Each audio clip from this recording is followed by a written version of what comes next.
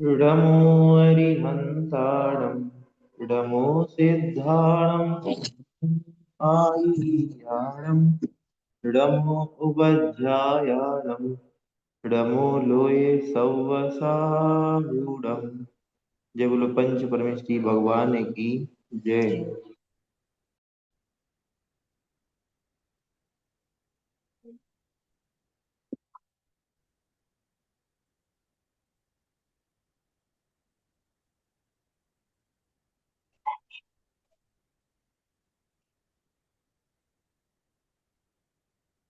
श्रावक को पर्व के दिनों में अर्थात अष्टमी और चतुर्दशी आदि में अपनी शक्ति के अनुसार भोजन के परित्याग आदि रूप तपों को तपना चाहिए। इसके साथ ही उन्हें रात्रि भोजन को छोड़कर वस्त्र से सना हुआ जल भी पीना चाहिए। ठीक है, ये सब बात हम जानते हैं। श्रावक की चर्चा चल रही है यहाँ पे। जो श्रावक है उसको अष्टमी और चतुर्दशी में शक्ति के अनुसार भोजन का त्याग कर देना चाहिए। मतलब हो सके तो सबसे अच्छा है कि उपवास ही कर लो। उपवास ना हो पाए तो एकासन, और रात्रि भोजन तो त्याग है ही, और छना जल पिए। जिस देशादि के निमित्त से सम्यक दर्शन मलिन होता हो तथा व्रतों का नाश होता हो, ऐसे उस देश को उस मनुष्य को नियमानुसार सदा भोग और उपभोग रूप वस्तुओं का प्रमाण कर लेना चाहिए। उनका थोड़ा सा भी समय व्रतों से रहित नहीं जाना चाहिए। देखो यहाँ पे कह रहे हैं ऐसे देश जहाँ पे आपका सम्यक दर्शन का पालन ही ना हो सके, जहाँ व्रतों का नाश हो जाए, ऐसी जगहों पे नहीं जाओ। ऐसी भी कोई जगह होती है, हाँ होती है बिल्कुल। आप पाकिस्तान में चले जाओ, मान लो आप व्रती हो, श्रावक हो, और आप रहने के लिए पाकिस्तान में चले जाओ, तो नहीं, वहां आपका धर्म नहीं पल पाएगा। वहां का माहौल धर्म को पालने के हिसाब का नहीं है। इसीलिए कह रहे हैं कि आपको ऐसे देश को छोड़ देना चाहिए और भोग की वस्तुओं का प्रमाण कर लेना चाहिए। 12 व्रतों में ये सारी चीजें आती हैं। देश व्रत आता है, यहाँ पे अष्टमी चतुर्दशी के त्याग के लिए कहा है। तो अष्टमी चतुर्दशी का त्याग भी आता है जब हम पुरुषोपवास व्रत की बात करते हैं, और साथ ही साथ भोग और भोग की वस्तुओं का त्याग भी आता है भोग उपभोग परिवार व्रत में। ऐसी नहीं आई जो है। बस चलो तुम अपना देख लो काम, उससे तो पूछू का कह रहा हूँ।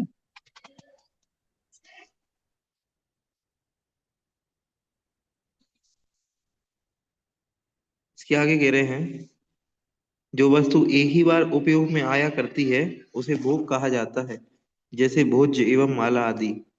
इसके विपरीत जो वस्तु अनेक बार उपयोग में आया करती है वह उपभोग कहलाती है, जैसे वस्त्र आदि। इन दोनों ही प्रकार के पदार्थों का प्रमाण करके श्रावक को उससे अधिक की इच्छा नहीं करना चाहिए। भोग और उपभोग की वस्तुओं का त्याग श्रावक को करना चाहिए। उसमें भोग की बात वस्तु अपन जानते हैं, उपभोग की क्या होती है वो भी जानते हैं। ठीक है, आगे 28 नंबर।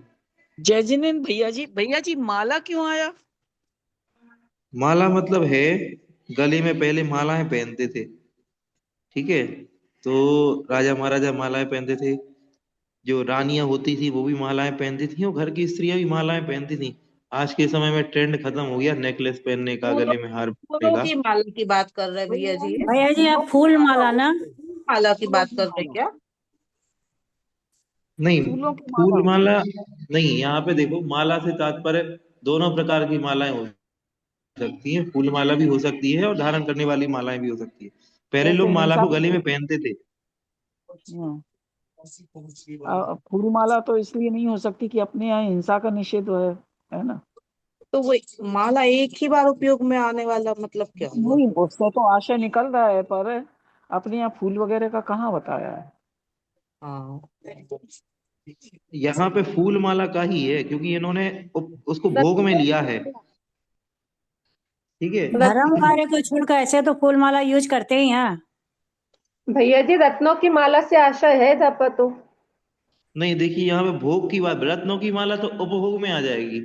यहाँ पे भोग की चर्चा में आ रही है, इसलिए भोग में माला एक ऐसी माला जो एक बार पहनने के बाद मुरझा जाए, दोबारा उसका उपयोग ही ना किया जा सके। तो भोग मतलब जिसका सिर्फ एक बार उपयोग किया जा सके। उपभोग उन्होंने अलग से दिया है। इसके विपरीत जो वस्तु अनेक बार उपयोग में आया करती है वह उपभोग कहलाती है। तो उपभोग वाली माला अलग है, जहाँ पे भोग में आई है, तो भोग हाँ में वही माला आएगी फूल वाली। हाँ, वही मुझा रत, सकती है। रत्नों वाली तो जी। भोग में आ जाएगी। चलिए, आवाज ठीक आ रही है? हाँ जी भैया जी। बताइए, गड़बड़ हो जाए तो बता दीजिएगा आवाज। जी। चलिए, भव्य जीवों को आलस्य छोड़कर रत्नत्रय का आश्रय उस प्रकार से करना चाहिए कि जिस प्रकार से उनका उक्त रत्नत्रय विषयक श्रद्धान दूसरे जन्म में भी अतिशय वृद्धिंगत होता रहे। अपन लोगों को सबसे पहले तो आलस को छोड़ना चाहिए, क्योंकि हम लोग रत्नत्रय का पालन और धर्म में अपनी वृद्धि केवल और केवल अगर नहीं कर पाते तो कहीं ना कहीं आलस्य के कारण नहीं कर पाते। अपने अंदर आलस्य है तो उस आलस्य को छोड़ दें तो रत्नत्रय का पालन बहुत अच्छे तरीके से होगा। और उस पर इतना श्रद्धान करो, इतना श्रद्धान करो, उतना रत्नत्रय को बढ़ाओ कि अगले जन्म में भी वह आपके शातिशय पुण्य बंध का कारण हो जाए और अगले जन्म में भी वैसे ही रत्नत्रय आपको प्राप्त हो। इसके अतिरिक्त श्रावकों को जिनागम के आश्रित होकर अरहत आदि 5 परमेष्टियों सम्यक दर्शन, सम्यक ज्ञान, सम्यक चारित्र, इन सम्यक दर्शन आदि को धारण करने वाले जीवों की भी यथायुग विनय करनी चाहिए। सही बात है। हम लोगों को सबसे पहले 5 परमेष्टियों की, तो और रत्नत्रय में धारण जो जीव है, रत्नत्रय से सहित जो जीव हैं, उनकी भी यथायुग विनय आदि करनी चाहिए। ठीक है। उस विनय के द्वारा चूंकि सम्यक दर्शन, सम्यक ज्ञान, सम्यक चारित्र और तप आदि की सिद्धि होती है, अतएव उसे मोक्ष का द्वार कहा जाता है। विनय से ही सम्यक दर्शन, सम्यक ज्ञान और सम्यक चारित्र, इन तीनों की सिद्धि होती है, तप की भी सिद्धि होती है। ठीक है। हम जैसे कि रत्नत्रयधारी हैं, उनकी विनय करेंगे, सम्यक दर्शन को धारण करने वालों की विनय करेंगे, उनकी प्रशंसा करेंगे मन में, तो एक दिन वो वस्तु हमारे पास भी होगी। अतः वो कह रहे हैं विनय के द्वारा रत्नत्रय और तप आदि की सिद्धि होती है। 427, गृह में स्थित रहने वाले के श्रावकों को शक्ति के अनुसार उत्तम पात्रों के लिए दान देना चाहिए, क्योंकि दान के बिना उनका गृहस्थ आश्रम निष्फल ही होता है। भैया जी 1 मिनट। भैया जी इसमें लिखा है कि विनय से मोक्ष का द्वार किसे कहा जाएगा, यदि क्वेश्चन बना तो हम विनय को लिखेंगे कि रत्नात्रय को लिखेंगे? इसीलिए मैंने यहाँ पे आपको क्वेश्चन नहीं बनाया इसका, क्योंकि आप लोग कंफ्यूज हो जाते। मोक्ष मार्ग तो सम्यक दर्शन, सम्यक ज्ञान, सम्यक चारित्र तीनों ही हैं। ठीक है। और चूंकि इन तीनों की प्राप्ति विनय से ही हो रही है, तो इसलिए एक अपेक्षा से विनय भी कह दिया है। लेकिन आपके में पेपर में जब आए तो आप रत्नत्रय ही लिखना, क्योंकि कई बार पूर्व में रत्नत्रय आ चुका है, इसलिए जी रत्नत्रय ही लिखें। इसलिए मैंने यहाँ पे प्रश्न नहीं बनाया। गृह में स्थित रहने वाले श्रावकों को शक्ति के अनुसार उत्तम पात्रों के लिए दान देना चाहिए, क्योंकि दान के बिना उनका गृहस्थ आश्रम निष्फल ही होता है। ठीक है। जो गृहस्थ हैं उनको सदैव उत्तम पात्रों के लिए दान देते रहना चाहिए।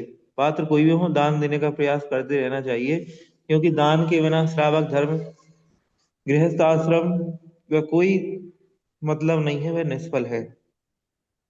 जो गृहस्थ दिगंबर मुनियों के लिए 4 प्रकार का दान नहीं देते, उनको बंधन में रखने के लिए वे गृह मानव जाल ही बनाए गए हैं। देखो, ऐसा कह रहे हैं कि घर में हो और मुनियों को दान नहीं दे रहे, तो ये समझना आपका जो घर है वो आपके लिए जाल है, क्योंकि वो आपको पकड़ के रखेगा संसार में। जब तक रहोगे तब तक घर में रहना पड़ेगा। घर में रहोगे तो आपने दान नहीं दिया तो आपका घर जाल के जैसा है आपके लिए। ठीक है। अभिप्राय यह है कि श्रावक घर में रहकर जिस असी मसी कृषि, विद्या, वाणिज्य, शिल्प आदि रूप कर्मों को करता है, उससे उसके अनेक प्रकार के पाप कर्म का संचय होता है। उसे छुटकारा पाने का उपाय केवल दान है। सो यदि वह दान उस पात्रदान को नहीं करता तो फिर उस उक्त संचित पाप के द्वारा संसार में ही परिभ्रमण करने वाला है। इस प्रकार से उक्त दानहीन श्रावक के लिए बेघर बंधन के ही कारण बन जाते हैं। ठीक है। जिसके द्वारा अभय, आहार, औषध और शास्त्र का दान करने पर मुनियों को सुख उत्पन्न होता है, वह गृहस्थ कैसे प्रशंसा के योग्य ना होगा? अवश्य होगा। अभी हम लोग महाराज के लिए बहुत अच्छी अच्छी अभय दान की व्यवस्था कर सकते हैं। जिनके भी नगर में मुनिराज हैं, ठंड बहुत अधिक पड़ रही है, प्रयास करें कि अधिक से अधिक वैयावृत्ति कर पाए उनके लिए, ताकि उनकी चर्या अच्छी तरह से चल पाए। प्रयास करें आहार दान आदि देने की, औ- औषधि दान देने की, शास्त्र दान देने की। ये 4 प्रकार के दान से गृहस्थों की प्रशंसा होती है।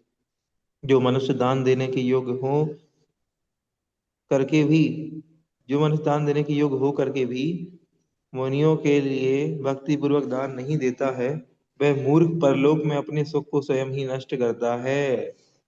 पैसा है, सब कुछ है,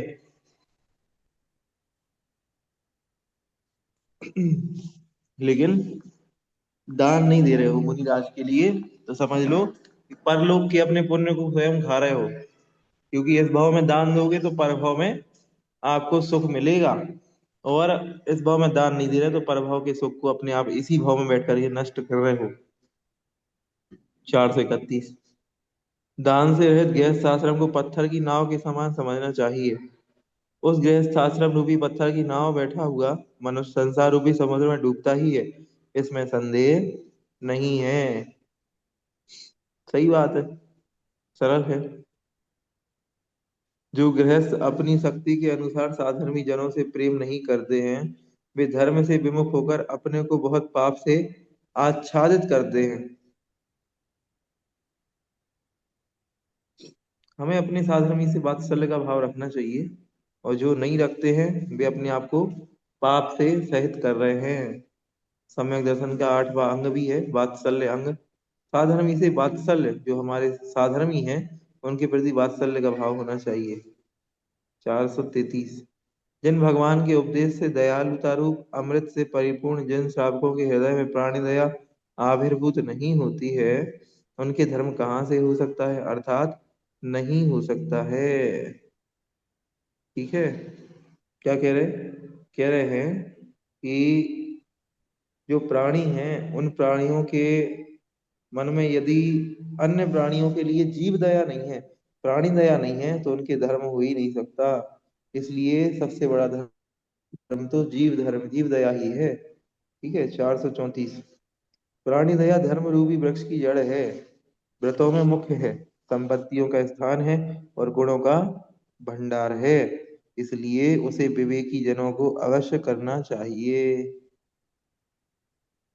भैया जी प्राणी दया चार धर्म सौ रूपी वृक्ष की, तैतीस नंबर में क्या बताया है?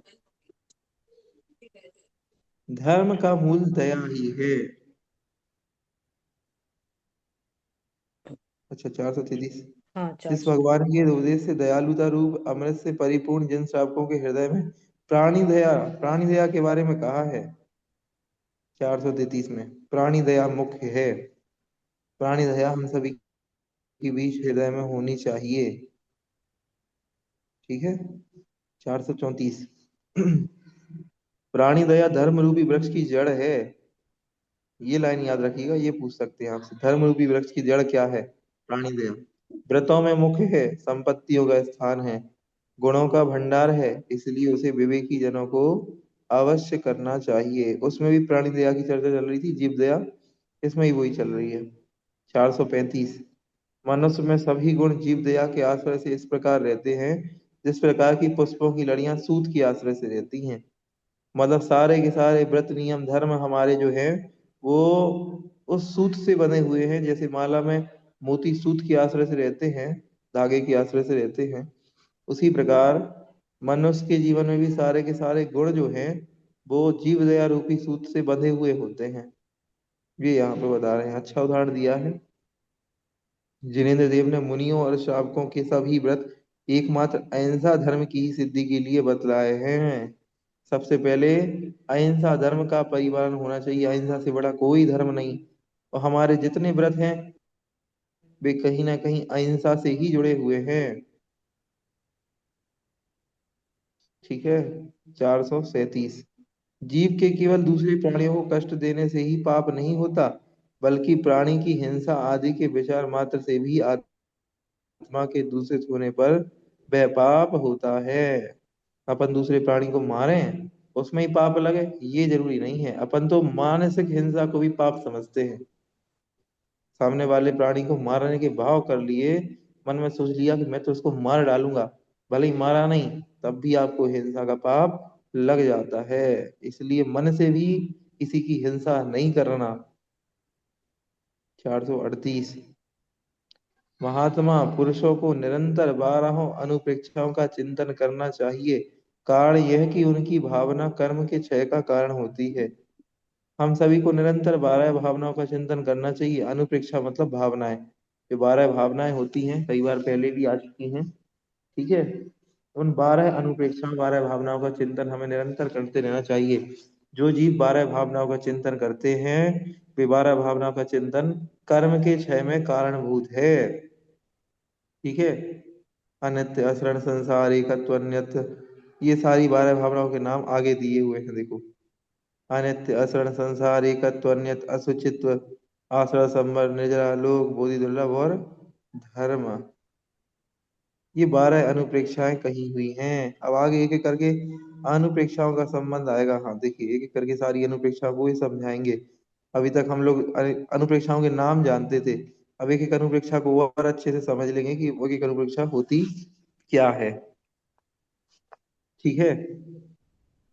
छोटे छोटे चल रहे हैं, थोड़ा सा और पढ़ लेते हैं, 12 भावनाएं हो जाएंगी आज।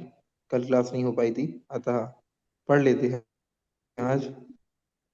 तो यहाँ पे 12 भावनाओं के नाम दिए हुए हैं। 12 अनुप्रेक्षाएं कहलाती हैं। भावनाओं की पर्यायवाची शब्द है अनुप्रेक्षा है।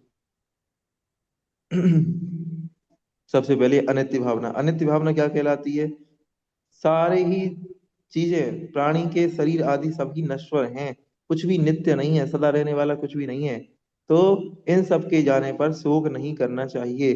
शोक पाप बंध का कारण होता है, इसलिए इनका बार बार विचार नहीं करना चाहिए। और इस प्रकार का विचार करना अनित्य भावना है। शरीर आदि के नाश हो जाने पर शोक नहीं करना, और इस प्रकार का चिंतन करते रहना कि ये सब तो नश्वर है, आत्मा ही नित्य है, बाकी सब अनित्य है। यह अनित्य भावना कहलाती है। जिस प्रकार निर्जन वन में सिंह के द्वारा अगली है आचरण भावना। जैसे कोई वन है और वन में मृग के बच्चे को अगर सिंह पकड़ ले तो उसे कोई नहीं बचा सकता, उसके प्राण कोई नहीं बचा सकता। ठीक उसी प्रकार संसार में जो जीव आया है, उसको मृत्यु से कोई नहीं बचा सकता। यह कोई सरल नहीं है। इस प्रकार का विचार करना असरण भावना कही जाती है। ठीक है। इसके बाद है संसार भावना। संसार में जो सुख दुख है, देखो ये लाइन बहुत अच्छी है कि संसार में जो सुख है वो सुख वास्तविक नहीं है, लेकिन जो संसार का दुख है वह दुख वास्तविक है। बहुत अच्छी लाइन है, चिंतन करने योग्य लाइन है। संसार का सुख वास्तविक सुख नहीं है, लेकिन संसार का दुख वास्तविक दुख है। क्या बात कह दी? हाँ, जो सुख है वास्तविक सुख तो मोक्ष में ही है। संसार का सुख तो क्षणिक है, और हमें ऐसे सुख के कारण ही हम संसार में फंसे हुए हैं, इस क्षणिक सुख के कारण ही। लेकिन वास्तविक सुख तो मोक्ष में ही है, और यहाँ का जो दुख हमें मिलता है वही वास्तविक दुख है।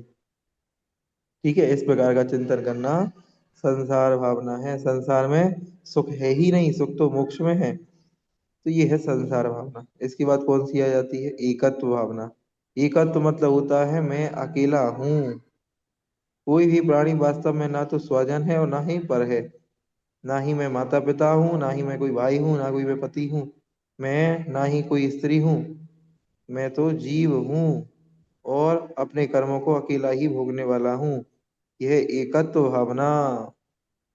मैं एक हूँ।